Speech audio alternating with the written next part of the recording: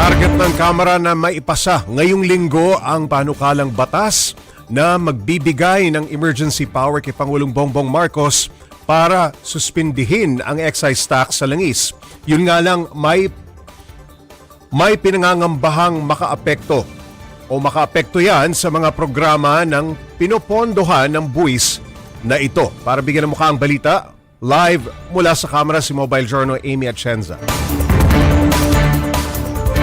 Pops J, nasa 135.9 billion pesos ang nakikitang kabawasan sa excise at value-added tax sakaling suspindihin nga ang pagpapatupad niyan sa kasabay ng pagkawala nitong excise tax sa ating bansa.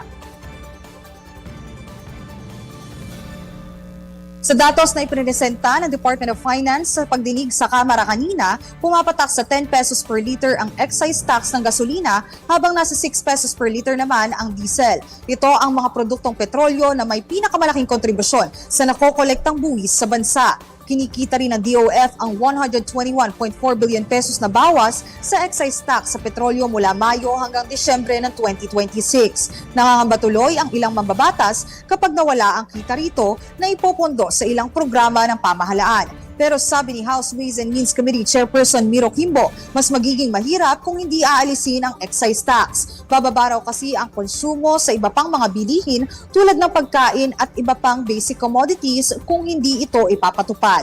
Narito ang kanyang pahayag. Pag hindi mo yan binabaan, parang produkto yan na nasa tindahan. Nagtataas yung bilihin.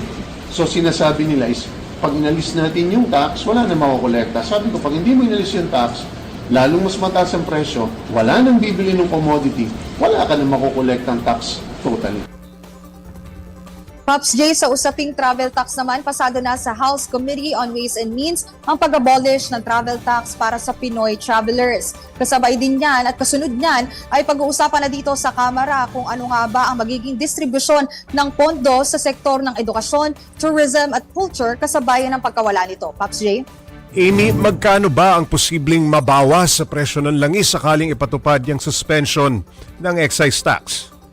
Pops J, yung kabuuan ng travel tax, ng excise tax rather, na nakapaloob nga doon sa ating batas na 6 pesos for diesel at 10 pesos for gasoline. Yan yung mga amounts na nakikita natin na mababawas talaga. Hopefully, maramdaman din daw yan ng mga Pilipino. Yan din yung sinabi ni Chairperson Miro Kimbo na sana nga raw kapag nawala itong travel tax, itong excise tax, ay magtutuloy-tuloy at mararamdaman din talaga ng mga Pilipino na nawala nga itong excise taxes sa mga produktong petrolyo. Pops J.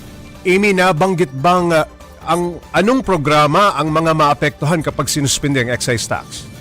Isa, Pops J, sa mga pinaka-maapektuhan nga nitong pagbabawas ng excise tax o pag-aalis ng excise tax, temporarily lang naman, Pops J, ay maapektuhan yung programa ng Build program na matagal na, lalo na sa infrastructures. Meron ding ilang mga social services programs, Pops J, na talagang maapektuhan yan. Pero sinisigurado din naman ang pamahalaan, maging ng mga mambabatas dito, na mas maayos na nga daw na maalis muna itong excise taxes nang sa gayon ay hindi bumaba yung consumerism sa ating bansa, Pops J. Amy, kung hindi pagsuspinde sa excise tax, may iba pa bang nakikita ang mga mambabatas para matulungan ang mga maapektuhan ng mahal na petrolyo? Bukod nga sa Department of Energy, Pops J, kanina kasama din natin dito sa pagdinig ang Department of Transportation at nabanggit na kanina yung Pantawid Pasada program kung saan tutulong nga sila sa public utility vehicles para hindi ganon kalaki ang magiging epekto ng pagtaas nga ng petrolyo sa kanila. Ito yung subsidy na ibibigay para nga sa mga drivers nitong mga tricycles, jeepney drivers, Pops J, para maibsan at hindi ganon kalaki ang magiging epekto ng lumulobong presyo ng petrolyo sa ating bansa, Pops J. Amy, meron ba sa mga mambabatas na kumustyon bakit ang laki agad ng patutupad na price hike? Dapat, di ba, itong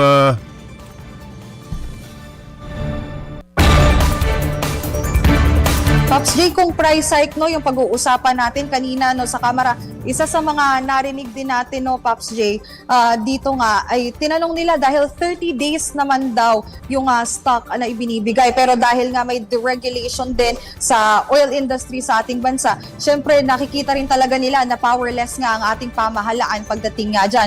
So syempre, may ilan pa rin talagang kumwestiyon kung bakit agaran na yung ilang oil companies na nagtaas ng presyo at hindi nga lang ito mga 1 to 2 pesos, nasa around 10 pesos na agad yung itinaas. Yan din yung natalakay, pero sa mga susunod pang araw, dahil target nila na within this week ay matapos na nga sa komite ang usapin tungkol sa excise taxes, syempre pag-uusapan na rin nila yan at pagdidiskusyonan na nga nila ang yung biglaang pagtaas, no, Pops J, nitong mga presyo ng petrolyo. Pero technically, sa sistema naman talaga ay dapat daw 30 days naka-stock din yan yung mga petrolyo, tsaka pa lang magtataas. Pero titingnan nila yan para nga masuspindi na rin talaga itong excise taxes sa ating bansa, Pops J.